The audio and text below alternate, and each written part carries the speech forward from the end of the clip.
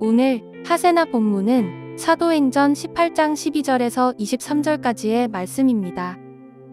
그러나 갈리오가 아가야 주 총독으로 있을 때에 유대 사람이 한패가 되어 바울에게 달려들어 그를 재판정으로 끌고 가서 이 사람은 법을 어기면서 하나님을 공경하라고 사람들을 선동하고 있습니다 하고 말하였다.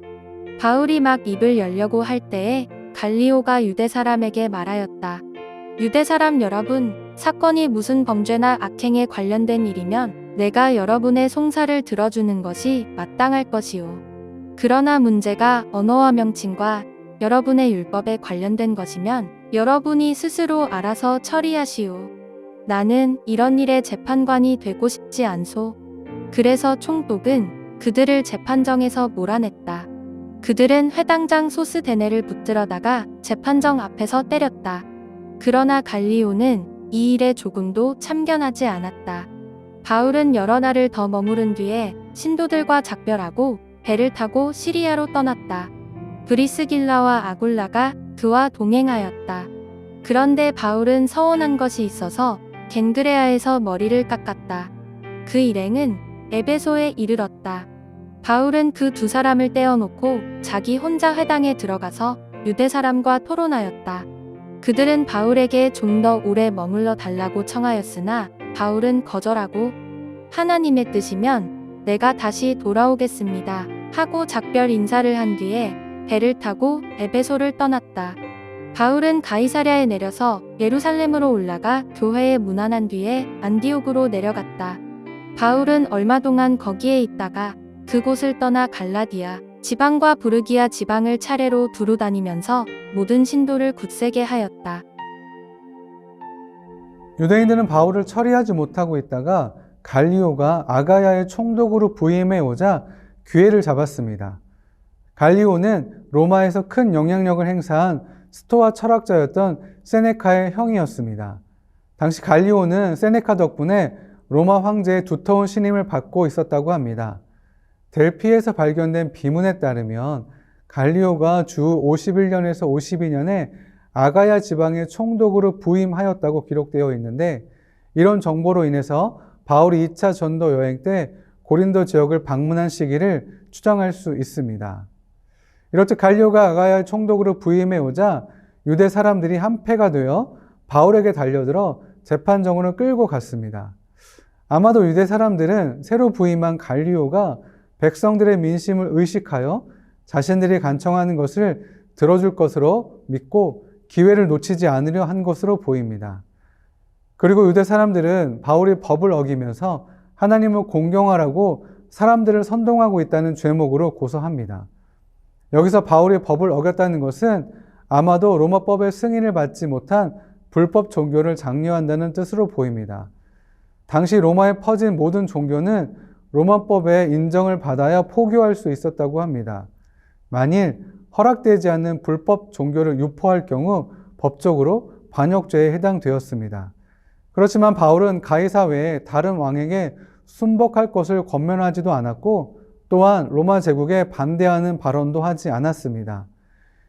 유대 사람들의 고소에 맞서 바울이 반론을 하려고 할 때 갈리오가 유대 사람들에게 만약 바울이 국가법을 어기고 불법 혹은 불의를 저질렀다면 유대인들의 요구를 들어주겠으나 바울로 인해 야기된 문제가 단지 유대인들의 관습이나 종교 분쟁에 관한 것이라면 재판에 관여하지 않겠다고 말하고 그들을 재판정에서 몰아냈습니다. 갈리오의 이런 판결은 향후 복음이 확장되는데 아주 중요하고 유익한 결정이 되었습니다. 만약 갈리오가 바울을 유죄로 봤다면 바울을 비롯한 다른 지역에서 순회하던 전도자들이 모두 체포되었을 것입니다. 바울에게 유리한 판결이 내려짐으로써 기독교는 로마의 합법적인 종교들 가운데 하나로 포함된 셈입니다. 그리고 17절에서 갈리오의 판결 때문에 그들은 회당장 소스데네를 붙들어다가 재판장 앞에서 때렸다고 합니다. 소스데네는 처음부터 그리스보와 함께 회당장으로 있었거나 혹은 그리스보가 회심하고 회당장을 그만두자 그를 대신하여 회당장이 되었을 것입니다. 그리고 여기서 말하는 그들은 헬라인들 또는 헬라인들 안에 포함되어 있던 유대인들을 말하는 것으로 보입니다. 이들이 헬라인이라면 유대 사람들이 혼란을 일으킨 것에 대한 불쾌한 감정을 품었고 그 감정을 노골적으로 표현하여 유대인 지도자인 소스데네에게 폭력을 행사한 것으로 볼 수 있습니다. 아니면 이런 헬라인들 사이에 포함되어 있던 유대인들이 소스데네가 바울에게 동정적인 자세를 취했기 때문이거나 아니면 그가 이를 제대로 처리하지 못해서 바울에 대한 고소가 받아들여지지 않아 소송에 실패한 책임을 묻기 위한 행동일 수도 있습니다. 그러나 그 무리가 헬라인이든지 유대인이든지 갈리오는 이 일을 상관하지 않았습니다. 한편 여기에 언급된 소스데네가 고린도전서 1장 1절에 나오는 인물과 동일 인물이라면 그가 이때를 전후해서 개종했을 것입니다. 바울은 고소사건 이후에 여러 날을 더 고린도에 머물다가 형제들과 작별하고 배를 타고 시리아로 가는데 이 여행에 브리스길라와 아굴라도 함께 합니다. 아마도 바울은 자신을 파송한 시리아 안디옥 교회에 선교 보고를 하려 한 것 같습니다. 그리고 바울은 서원한 것이 있어서 갱그레아에서 머리를 깎았다고 하는데 갱그레아는 고린도의 남동쪽에 있는 항구 도시로서 시리아로 가는 길에 정박할 수 있는 곳이었습니다. 이 구절에서 바울의 서원이 무엇이었는지 정확하게 알기란 어렵습니다. 하지만 머리를 깎아야 하는 서원은 대개 나시린의 서원이었습니다. 나시린의 서원을 하면서 일정 기간 머리를 깎지 않았고 철저히 구별된 생활을 하면서 포도주를 마시지 않았고 서원이 끝났을 때 머리를 잘라서 다른 제물과 함께 하나님께 바쳤다고 합니다. 그러므로 바울은 구별된 하나님의 종으로 살기를 서원했던 것 같습니다. 또한 바울의 서원은 당시 상황을 고려할 때 심각한 위험으로부터 구원해 주신 것에 대한 감사의 표시로서 서원을 행한 것으로 보는 견해도 있습니다. 그 후에 바울은 에베소에 도착하여 브리스길라와 아굴라를 거기에 머물게 하고 회당에 들어가서 유대 사람들과 토론을 하였습니다.